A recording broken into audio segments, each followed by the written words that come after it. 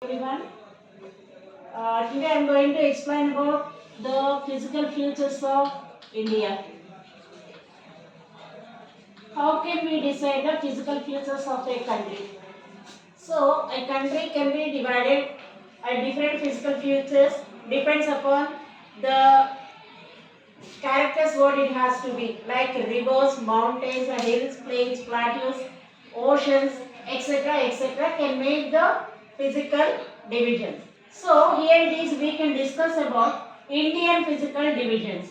Mainly the mainland of India is divided into 6 major physical divisions. Those are, one is the Himalayas and the second one is the northern plains. Northern plains or the Gangetic plains it has called as. Third one, peninsular plateau, whereas the plateaus have been spread into the country. And the fourth one is the great deserts. Number 5, the coastal plains.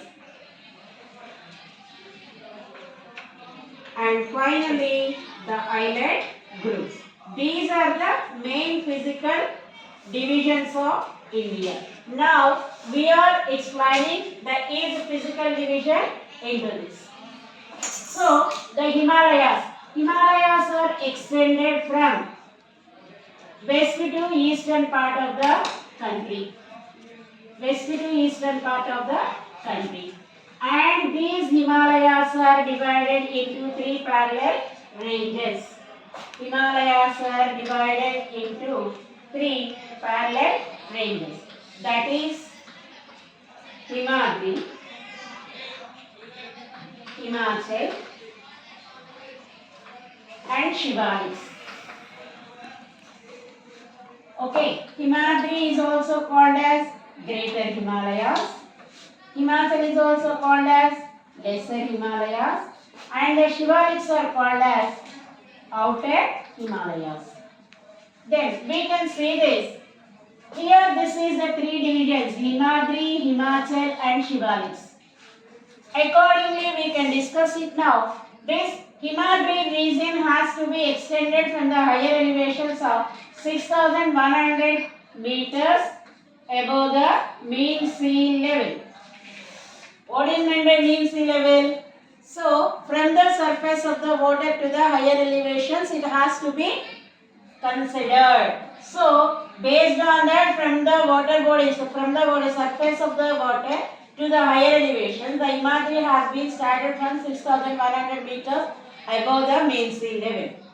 Then coming to the point of Himachal, the lesser Himalayas, 3,500 meters to 4,200 meters above the mean sea level.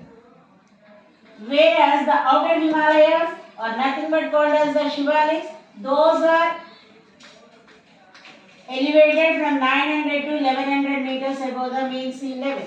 Then what is the speciality of these 3 mountain ranges? Himadri, continuous ice cap. These are considered as the ice caps. Why it is called? Because according to its height, the total mountain peaks are covered with the ice caps and all. Then coming to the Himachal, it is the loftiest and the rugged surface. Loftiest and the rugged surface. Rugged surface means all the stones, pebbles and all which has to be carried by the Himalayan river. When ice caps are melted, those has to be come down to the surface and it has to be concentrated at one of the place. So, it is the loftiest rugged surface.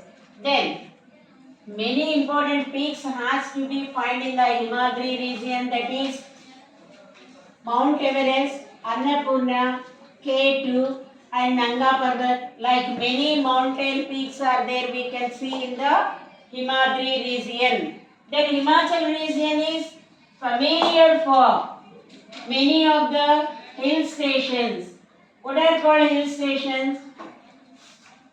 The places which are located on the top of the hills and the mountains and all, because which is given the cold climate. Most of the people are visited these hill stations during summer season to protect them from the, to away from the heat and all. They have to be visited such areas. Like here it is the Nainital, Mussoorie, in Uttarakhand region, like this, Darjeeling, Ooty, Kodaikanal.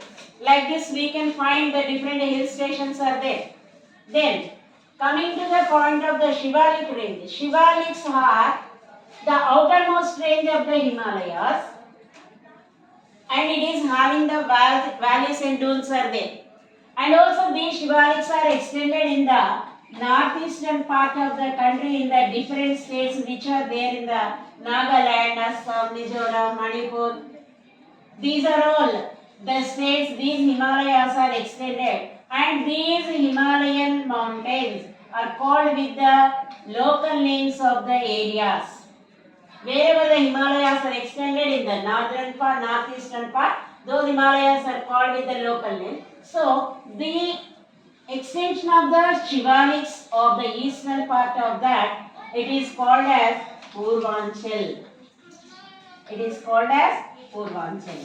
Before that, we can see that the Himalayas are extended from west to east in the form of an arc like this. So from here to here it will be formed like an arc. And these Himalayas are also called as N-fold mountains. Why it is called N-fold mountains? Because these mountains are formed very earlier, 200 billion years ago these mountains are formed. And it has a continuous chain and moreover it should be folded. Folded in the sense one to one it should be interconnected without any break of that. That is the reason it should be called as the N-fold mountains. This is the future of Himalaya. Then coming to the other part of that, the northern plains. You can see here, the northern plains are extended in the most of the northern part of the Punjab, Haryana and the other parts of the northern region.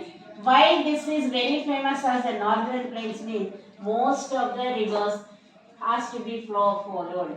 So here we have to discuss one small point here. The rivers in the sense in the Himalayas only the main streams of river system has to be raised. What are the main streams of the rivers? Ganga, Indus and Brahmaputra.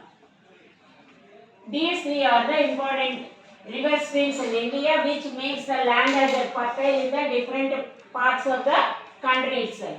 So all these three streams are raised in the Himalayan regions at the different glaciers.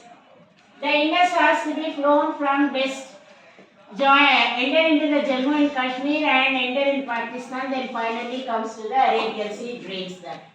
Then Ganga has to be raised at the Gangotri glacier with two streams like Alaknanda and Bhagirathi. Those two are joined at Devaprayaga. From Devaprayaga to starts flowing from Uttarakhand, enter into India in Uttarakhand and flow towards the northern part and make the land as fertile like Uttar Pradesh, Bihar, Bengal and all the other states which are there in that. And finally it entered into the Bangladesh which was called as the Padma river. Then finally drains into the Bay of Bengal. Likewise, the Brahmaputra has to be raised in the Tibetan plateau, which is called as the Sangpo river, and it flows towards the eastern part of the Himalaya and enter into India with a hairpin bed, and in Arunachal Pradesh it is called as the Lohit river, and then it comes to the Assam part, Dihang and Dibang, and then enter into Meghalaya, finally goes to Bangladesh, drain into the Bay of Bengal. This is the main river system. So accordingly, the northern plains has to be fertilized by the Ganges river. The Ganga river has many of the tributaries like Gandak, Chambal, Kosi, Betwa, etc. etc. So based on this we can see that these northern plains has to be provided the fertility of the land and all. It draws the alluvium to the country and all, which supports the human civilization to live over there to get the crop cultivation in a proper way. So this is a brief introduction of these things and all. In the next class we have to be continuing the other part of the physical features.